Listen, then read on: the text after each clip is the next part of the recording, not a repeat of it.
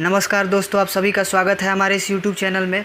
आज हम लोग बात करेंगे क्या मुसलमानों का माइनॉरिटी दर्जा उनसे छीना जा रहा है। तो चलिए पूरे मामले को जानते हैं। इंडियन कॉन्स्टिट्यूशन में माइनॉरिटी का कहीं डेफिनेशन दिया ही नहीं गया है। कौन माइनॉरिटी है, कौन माइनॉरिटी नहीं है, इसका कोई स्पेसिफिक जिक्र कहीं नहीं है कि कौन अल्पसंख्यक है, इसी का कहीं कोई डिफ़ाइन नहीं है, कोई डेफिनेशन नहीं है, कोई परिभाषा नहीं है। तो अल्पसंख्यक आयोग कैसे बना, और अल्पसंख्यक आयोग बन गया, उसका हज़ारों करोड़ों का बजट भी है।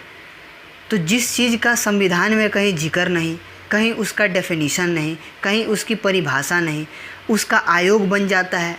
अल्पसंख्यक मिनिस्ट्री भी है, सबका अपना अपना अलग अलग बजट है। तो ये सब कैसे हो रहा है? तो एक आदेश के द्वारा माइनॉरिटी कमीशन चलाया जा रहा है, जिसको 1993 में एक नोटिफिकेशन के माध्यम से लाया गया था। और 2006 में आपको पता ही है कि सोनिया गांधी जी का सरकार था, जो कि सेकुलरिज्म की चैम्पियन मानी जाती हैं।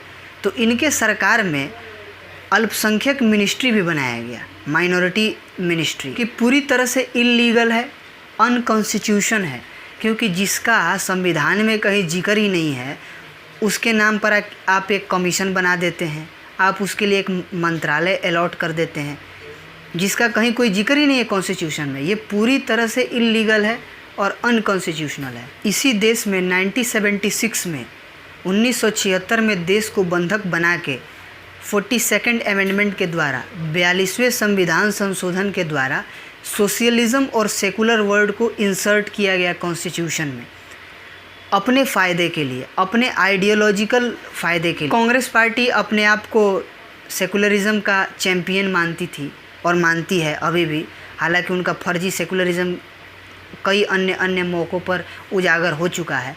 तो 1976 में जब हमारा देश आपातकाल से गुजर रहा था, उस समय इन दोनों शब्दों का प्रयोग किया गया।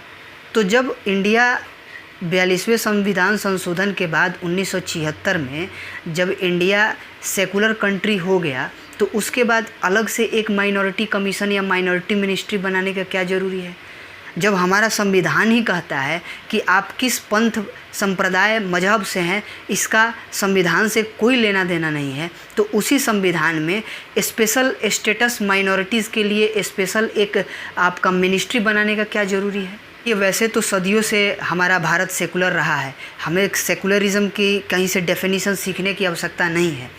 हम लोग जो हैं सदियों से सेकुलर हैं, हम लोगों ने हर किसी को पनाह दिया है। इस राष्ट्र में शायद ही धरती पे कोई ऐसा धर्म हो जो हमारे भारत में ज़िंदा ना हो। हर धर्म के लोग यहाँ रहते हैं और हर धर्म के लोगों को यहाँ पे पनाह मिली हुई है। तो हमें एक वेस्टर्न जो फ़िलॉसफी है सेकुलरिज्म का, उसको अपने ऊपर थोपने की कोई आवश्यकता नहीं थी। हालांकि जब हम लोगों ने उसको एडॉप्ट कर ही लिया, हालांकि हम लोगों ने नहीं किया, सरकारों द्वारा हम लोगों के ऊपर थोपा गया सेकुलरिज्म। हमारे डीएनए में, हमारे भारत के लोगों के डीएनए में है सेकुलरिज्म, हमें किसी से सीखने की आवश्यकता नहीं है। और देखिए कि जब भारत एक सेकुलर मुल्क हो भी गया, तो आपको क्या ज़रूरत है एक स्पेशल माइनॉरिटी कमीशन बनाने का? हमारा तो संविधान कहता है कि there is no discrimination on the basis of caste, creed, sex, religion, ethnicity. तो जब हमारा संविधान डिस्क्रिमिनेट कर ही नहीं रहा है, तो आपको एक स्पेशल स्टेटस क्यों चाहिए? क्योंकि आपको एक पर्टिकुलर वोट बैंक को साधना है। आपका उसमें अपना वेस्टेड इंटरेस्ट है, कंट्री का उसमें भलाई नहीं है।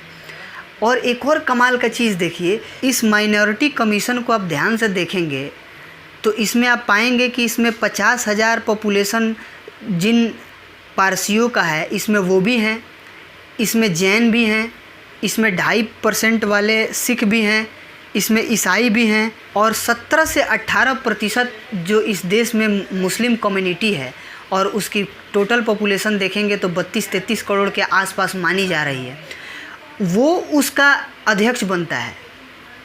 तो आप समझ रहे, ये समझिए ये कितना फ्रॉड सेकुलरिज्म के नाम पे ये एक माइनॉरिटी कमीशन जो बनाया गया अपने फ़ायदे के लिए। अगर यूनाइटेड नेशन के हिसाब से देखा जाए तो उसमें बताया गया है कि किसी राष्ट्र में कल्चरली, लिंग्विस्टिक हिसाब से या रिलीजन के हिसाब से कोई उस देश का 1% जनसंख्या वाला कोई धर्म हो या कोई बोली बोलने वाला हो या कोई एथनिसिटी का हो, तो उसको जो है दिया जाएगा माइनॉरिटी का स्टेटस। लेकिन भारत में जो सेकंड मेजॉरिटी है उसको माइनॉरिटी का स्टेटस दिया गया है और वो उस माइनॉरिटी कमीशन का उसको हेड बनाया जाता है, चेयरमैनशिप उसको दिया जाता है। तो ये किस प्रकार फ्रॉड चल रहा है हम लोग के कॉन्स्टिट्यूशन में, और इसी पे सुप्रीम कोर्ट में ये मामला गया है और हमें उम्मीद करनी चाहिए कि बहुत ही सकारात्मक डिसीजन आएगा। अभी आपको सोशल मीडिया में या आपको मेन स्ट्रीम मीडिया में कहीं ये खबरें देखने को नहीं मिलेंगी, लेकिन जैसे जैसे इसमें थोड़ी और तेज़ी आएगी आप ज़रूर देखेंगे कि एक बहुत बढ़िया डिसीजन आने वाला है फ्यूचर में। तो आज के वीडियो में बस इतना ही। वीडियो को ज़्यादा से ज़्यादा शेयर करें, वीडियो को ज़्यादा से ज़्यादा लाइक करें और चैनल को ज़रूर सब्सक्राइब करें ताकि इसी तरह के इन्फॉर्मेटिव वीडियोस हम आप तक पहुंचाते रहें। बहुत बहुत धन्यवाद।